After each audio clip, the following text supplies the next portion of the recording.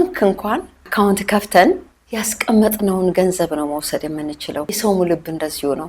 በሚስቶቻችሁ ልብ ውስጥ ምን አለ? ምን አስቀመጣችሁ? ያ ለሚቀጥለው ዘመን የሚጠቅመው ያ ነው። ባሎች ለሚስቶቻቸው ፍቅርን እንዲሰጡ መጽሐፍ ቅዱስ ይናገራል። ክርስቶስ ቤተክርስቲያንን እንደወደዳት እንዲሁ ሚስቶቻችሁን ውደዱ ነው የሚለው። የሚወዱ ባሎች በሚስቶቻቸው ውስጥ ኢንቨስት የሚያደርጉት ነገር አለ። ስለዚህ አንዱ ምንድነው እያደረጋችሁ ያላችሁት? ፍቅር ወይስ ጥላቻ?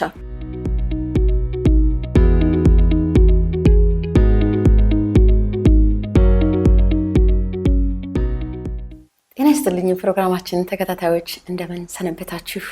ይህ የጥበብ ጎጆ የተሰኘው ፕሮግራም ነው። እንደተለመደው በዚህ ፕሮግራም ቤተሰባዊ ነክ ጉዳዮችን፣ ማህበራዊ ነክ ጉዳዮችን ይዘን የምንቀርብበት ፕሮግራም ነው።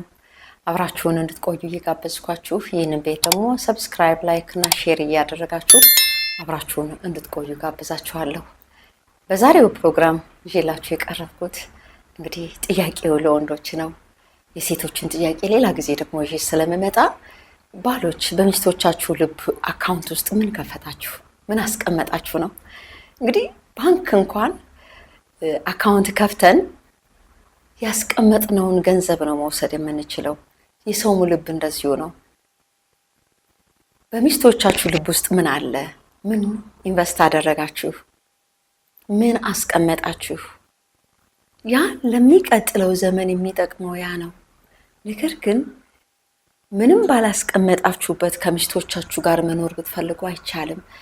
ምንድነው? ባሎች ለሚስቶቻቸው ፍቅርን እንዲሰጡ መጽሐፍ ቅዱስ ይናገራል። ክርስቶስ ቤተክርስቲያንን እንደወደዳት እንዲሁ ሚስቶቻችሁን ውደዱ ነው የሚለው።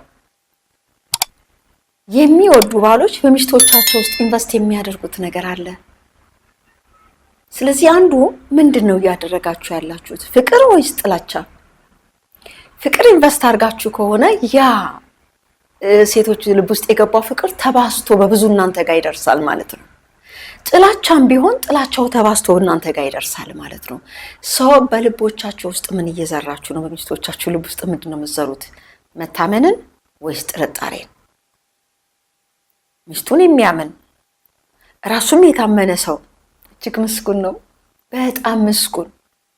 ስለዚህ በሚስቶቻችሁ ውስጥ ሚስቶቻችሁ ልባቸው እንዲታመን መልካም ነገርን እያደረጋችሁ እየረዳችኋቸው የምትሄዱ ከሆነ እነዚህ ሴቶች በራሳቸው የሚተማመኑ፣ ከስጋት ነፃ የሆኑ፣ ነገ ምን ሊፈጠር ይችል ይሆን ነገ ምን ሊመጣ ይሆን ብለው የማይሳቀቁ፣ በኮንፊደንስ የሚንቀሳቀሱ፣ ለልጆቻቸው ኮንፊደንስ ያላቸው እናቶች ይሆናሉ።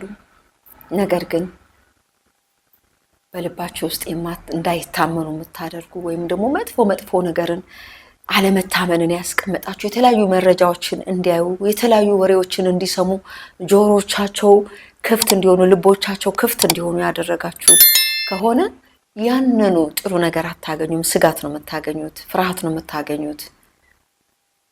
የሚፈራና ደግሞ የሚሰጋ ሰው እንዴት ሊኖር እንደሚችል አስቡ።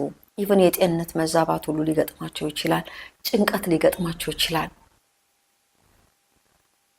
ወይስ በእነሱ የራስ መተማመን እንዲኖራቸው በእነሱ ላይ ኢንቨስት እያደረጋችሁ ነው? እንዲሰሩ፣ እንዲማሩ፣ ራሳቸውን እንዲለውጡ፣ ነገ ትልቅ ቦታ እንደሚደርሱ ታበረታታላችሁ? ወይስ ምን ያደርግልሻል? ሴት ተምራ ትደርሳለች፣ ልጅን አሳድጊ፣ በቃ ራሷን እንዳትችል ራሷ ኢምፓወር እንዳትሆን የምታደርጉ ከሆነ ነገ ታግላ ተፍጨርጭራ ከዚህ በወጣች ጊዜ ከሷ ምን ልታገኙ ትችሉ ይሆን? ነገር ግን መልካሙን ነገር ያደረጋችሁ ብዙ ሴቶች በአደባባይ ባሎቻቸውን ለዚህ ለመለወጥ የዚህ ጋር ለመድረሴ እንደዚህ ለመሆኔ ባለቤቴ ነው ዋጋ እየከፈለ ያለው ብለው በአደባባይ ባለቤቶቻቸውን ያመሰግናሉ። እነዛ ግን ተፍጨርጭረው እየተከለከሉ፣ እየተገፉ፣ ዲስካሬጅ እየተደረጉ ታግለው የወጡ ሴቶች ልክ ራሳቸውን በቻሉ ጊዜ እነሱ ውስጥ ኢንቨስት ያደረጋችሁት ነገር አለ። ያኔ አላውቅም ነው የሚሉት። ብዙ ጊዜ ይወራል።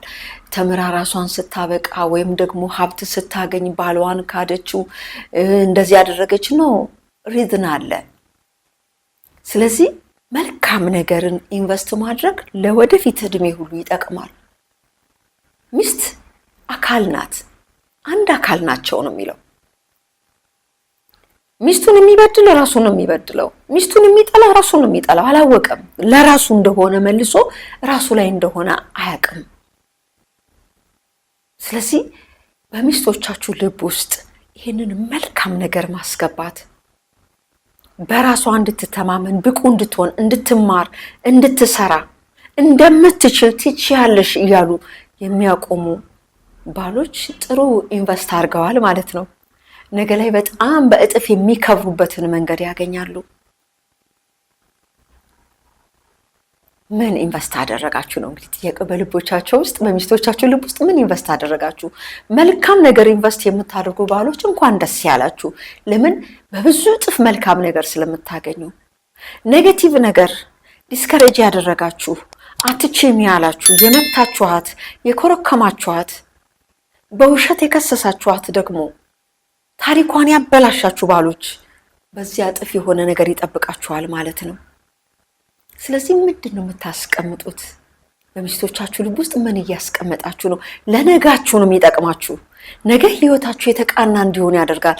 በሚስታችሁ ውስጥ የምታስቀምጡት ሀብት ለእናንተው ለራሳችሁ ይጠቅማችኋል። ለምን? አንድ አካል ናቸዋ። አንድ አካል ናቸው ይላል። ሰው እናትና አባቱን ይተዋል፣ ከሚስቱም ጋር ይጣበቃል፣ አንድ ይሆናል ይላል። ስለዚህ አብራችሁ አንድ አካል ስለሆናችሁ አካላችሁን መገንባት አለባችሁ። ብዙ ሰው ግን ይሄ አይገባውም። ሌላው ሚስቶች ልባቸው በሐዘን እንዲመታ ማድረግ።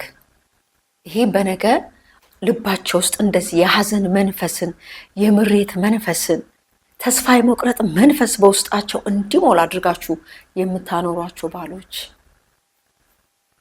ከክርስቶስ በተማራችሁት እግዚአብሔር ያስተማራ እንደው ስዕብና ሰው በመሆን እንኳን ብቻ አይደለም፣ ወንጌልን ማወቅ ወይም ሌላ የህይወት መመሪያ መኖር አይደለም፣ ሰው በመሆን ብቻ ምንም ይሄ መመሪያ የሌላቸው በጥሩ ሁኔታ ሚስቶቻቸውን የሚያስተዳድሩ ባሎች አሉ። እንደዚህ መልካም ነገርን ኔጌቲቭ ነገር ባስገባችሁ ልክ የሚወጣው አውትፑቱ ኔጌቲቭ ነው፣ ያውም ተባስቶ። ስለዚህ ምንድነው ያስቀመጣችሁ ትጠይቃችኋለሁ። በሚስቶቻችሁ ልብ ውስጥ ምን አስቀመጣችሁ?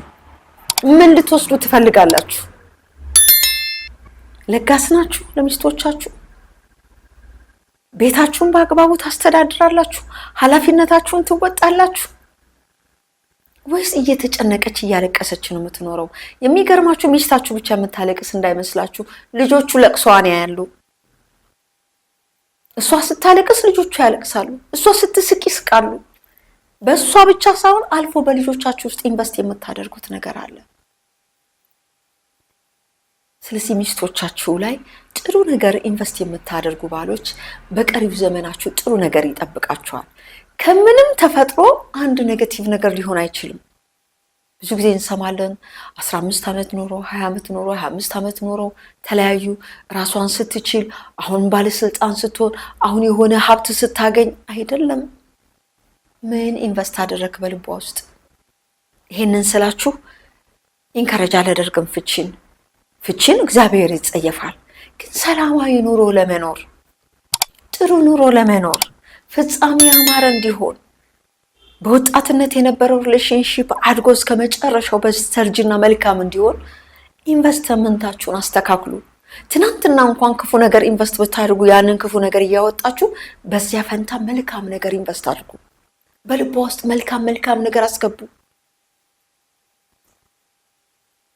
ሴቶች ለቅሷቸው ይሰማል በእግዚአብሔር ዘንድ። በእውነት እግዚአብሔር ይሰማል፣ እግዚአብሔር ያያል።